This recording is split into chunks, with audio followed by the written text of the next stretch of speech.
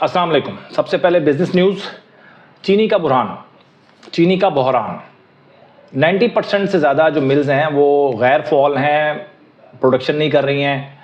78 साल से ज़्यादा हो गया पाकिस्तान को बने हुए, लेकिन हम अभी तक अपने जो सेक्टर्स हैं जैसे शुगर सेक्टर है उसको हम कंपेटिटिव नहीं कर सके हम। तो कार्टेल बन जाते हैं और कब इन्होंने प्रोडक्शन करनी है कब नहीं करनी खुद से डिसाइड करते हैं, जिससे फार्मर जो है, काश्तकार जो है वो मारा जाता है। तो ये गवर्नमेंट का काम है जी कि कैसे बिज़नेस को कंपेटिटिव करें और कार्टेल ना बनने दें। तो ज़्यादा से ज़्यादा जब बिजनेसमैन होंगे, ज़्यादा से ज़्यादा मिल्स होंगी, तभी ये काम मुमकिन है। अब जैसे सीमेंट सेक्टर भी कार्टेल का ही शिकार है।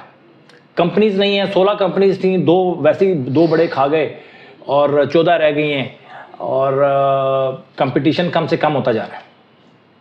ये बड़ा मसला है। कंपटीशन जब तक नहीं होगा उस वक़्त तक आप डंडे के ज़ोर पर बिजनेसमैन को नहीं रन कर सकते। आप बिजनेस को रन करने के लिए कंपटीशन देना पड़ता है, एक हेल्दी कंपटीशन देना पड़ता है, तभी काम चलता है, अदरवाइज़ बड़े मसले मसाइल हैं। ठीक हो गया जी। इसके बाद ब्लूमबर्ग की रिपोर्ट आई है जी, डॉलर हमारा जो बॉन्ड है वो बड़ा अच्छा परफॉर्म कर रहा है और आने वाले दिनों में भी ब्लूमबर्ग की रिपोर्ट है कि वो अच्छा परफॉर्म कर सकता है। ठीक हो गया, ये होगी हमारी बिजनेस न्यूज़। पे आउट अनाउंसमेंट आज कोई भी नहीं है। इसके बाद हम थोड़ी सी मार्केट समरी को डिस्कस कर लेते हैं। 248 पॉइंट माइनस क्लोज हुई है मार्केट, ज़्यादा से ज़्यादा 1666 पॉइंट प्लस गई थी और इसके बाद 1200 पॉइंट मार्केट ओपन हुई थी प्लस में, उसके बाद 1666 पॉइंट प्लस तक गई। उसके बाद आहिस्ता आहिस्ता नीचे आना शुरू हुई है, बिल्कुल पुरसुकून अंदाज में, कोई टेंशन नहीं थी मार्केट को, आहिस्ता आहिस्ता नीचे आई है, कोई पैनिक नहीं था आते आते आते।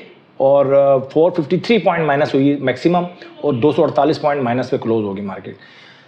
ये मैं जो बार बार कहता हूँ ना कि आप अपने पॉइंट्स पे रह के आपने बाइंग करनी है, ये उसका बेहतरीन नमूना है आज की जो मार्केट है, कि जब तक आपके पॉइंट्स पूरे नहीं होते आपने बाइंग नहीं करनी, पैनिक बाइंग नहीं करनी, पैनिक सेलिंग नहीं करनी।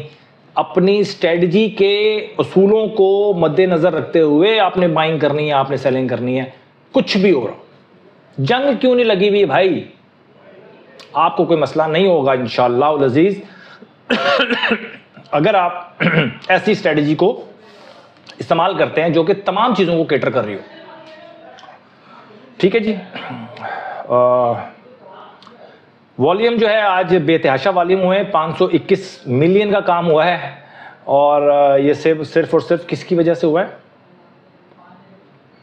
यह आपका जो एक नया स्टॉक आया है जो स्प्लिट हुआ है बीको शायद उसकी वजह से देखते हैं। 521 मिलियन का काम हुआ है जी, बेतहाशा काम हुआ है। लास्ट 239 मिलियन का काम हुआ था, तकरीबन डबल कर लें इसको आप, लेकिन वैल्यू नहीं डबल हो सकी। लास्ट टाइम 23 बिलियन का काम हुआ था, आज हुआ 26 बिलियन का। समझ में आ रही? अब वैल्यू और मतलब है कि आपको जो वॉल्यूम और वैल्यू में फ़र्क नज़र आया आपको कि वॉल्यूम डबल हो गए बट वैल्यू डबल नहीं हो सकी, वो 23 बिलियन से 26 बिलियन नहीं हुई है। अच्छा जी, सेक्टर्स की बात करें तो फर्टिलाइजर सेक्टर 106 पॉइंट प्लस के साथ आज सरफहरिस्त रहा, उसके बाद ऑयल एंड गैस, उसके बाद टेक्सटाइल। इन तीन सेक्टर्स ने पॉजिटिव कंट्रीब्यूट किया और जिन्होंने नेगेटिव कंट्रीब्यूट किया उसमें commercial banks, cement sector, investment banks. ठीक है जी। कंपनीज की बात करें तो फौजी फर्टिलाइजर पहले नंबर पे है जिसने पॉजिटिव कंट्रीब्यूट किया है, उसके बाद पायनियर सीमेंट, के इलेक्ट्रिक, KTML और उसके बाद मेरा गला में थोड़ी सी खराश है तो माजरत कबूल कर लें। Lucky cement 146 point minus, UBL 78 point minus, मारी 64 पॉइंट माइनस पॉइंट्स उसने कंट्रीब्यूट किए हैं। इसके बाद हम सीधा चलते हैं रिपोर्ट की तरफ। तबीयत जो है वो ज़्यादा यहाँ खड़ा नहीं होने दे रही। कैटेगरी A+ में जो स्टॉक्स रह गए हैं वो फौजी फर्टिलाइज़र है, मैपल लीफ सीमेंट है, पायनियर सीमेंट है और TPLP है। गो कि मैं मैपल लीफ सीमेंट और पायनियर सीमेंट के मर्जर से खुश नहीं हूँ, इसलिए खुश नहीं हूँ कि मार्केट में कंपटीशन कम होता जा रहा है। पहले ही फौजी फर्टिलाइज़र ने मेरा ख्याल है उसको अटक सीमेंट को बाय किया है, तो इस तरह होता रहेगा तो भाई कंपटीशन का क्या होगा। ज़्यादा नई कंपनीज आनी चाहिए बजाय इसके कि पुरानी कंपनीज भी मर्ज हो जाती हैं या पुरानी कंपनीज भी डिलिस्ट हो जाती हैं। ये बड़े इश्यूज हैं पाकिस्तान में, ये नहीं होना चाहिए। अच्छा जी, इसके बाद है जी कैटेगरी ए में अगर आप जाते हैं तो टीपीएल है, हम नेटवर्क है, क्वार्ट सीमेंट है, पीटीसी, टेलीकार्ड, सीईपीबी और एनएटीएफ। अलर्ट कैंडल जो बनी है उसमें अरे यार मैं तो 14 तारीख का डेटा मैं आपसे डिस्कस कर रहा हूं। ए प्लस में सीईपीबी, एफसीएल, पायनियर सीमेंट, टेली, टीपीएलपी और ट्रीट हैं जी।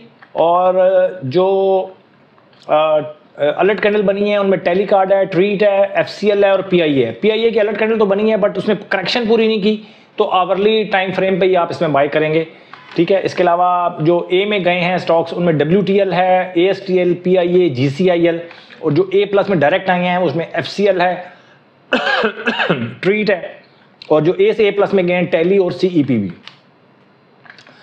वॉल्यूम में मैंने कहा आपको नज़र रखनी है आपने, के इलेक्ट्रिक पहले नंबर पे, बीको दूसरे नंबर पे चला गया जी। मैंने आपको कहा था कि वॉल्यूम बहुत ज़्यादा बढ़ जाएंगे इसके।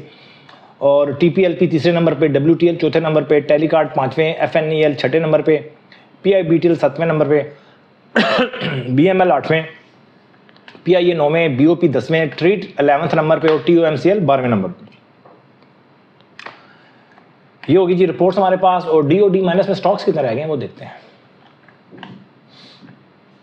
40 स्टॉक्स हैं सिर्फ, ठीक है जी। और अब हम चलते हैं, देखें 80 के बाद 2 दफ़ा मार्केट वापस आई है 80 स्टॉक्स के बाद। अच्छा जी, इसके बाद हम थोड़ा सा कुछ स्टॉक्स डिस्कस कर लेते हैं। आज कुछ खास है नहीं मार्केट में। ट्रीट को हम डिस्कस करते हैं जी। और ट्रीट जो है वो अच्छा परफॉर्म करता आ रहा है, पिछले तीन दिन अच्छा परफॉर्म किया है इसने थोड़ा थोड़ा, और साथ ही इसकी आज अलर्ट कैंडल बन गई है। ट्रीट अगर आपके उसमें है पोर्टफोलियो में, मार्केट वॉच में है, हाँ जी मार्केट वॉच में है, तो फिर आप उसको वॉच लिस्ट में अगर ट्रीट है आपके तो फिर आपको बाय करना पड़ेगा कल, अगर ये आज के हाई की से ऊपर जाता है तो। टेलीकार्ड का भी यही हाल है जी, 3 दिन कंसेक्यूटिव इसने अच्छे लगाए हैं और बन गई है इसकी अलर्ट कैंडल। मैं बार बार बता चुका हूँ कि जब भी अलर्ट कैंडल बनती है ना तो आपको ना एक खतरा नज़र आ रहा होता है कि यार बहुत ऊपर चला गया है, 3 दिन कंसेक्यूटिव बन गया है, तो आप जाते हैं प्रॉफिट के लिए, इसलिए आपको लगता है खतरा। आप जाएं लॉस के लिए कि आपने डेलिबरेटली लॉस करना है, तब आपको डर नहीं लगेगा। करना जो लॉस है पहले से लॉस नोट कर लें, लिख लें कि भाई लॉस करने जा रहा हूँ, फिर आपको डर नहीं लगेगा। देखिए आपके ये सोचने से कि मैं प्रॉफिट के लिए जा रहा हूँ, या आपके ये सोचने से कि मैं लॉस के लिए जा रहा हूँ, इससे स्टॉक की मूवमेंट पे कोई फ़र्क नहीं पड़ेगा। हाँ, आपकी साइकोलॉजी पे फ़र्क पड़ेगा, आपके डर पे फ़र्क पड़ेगा। तो जब आप जा ही लॉस के लिए रहे हैं तो फिर डर कैसा?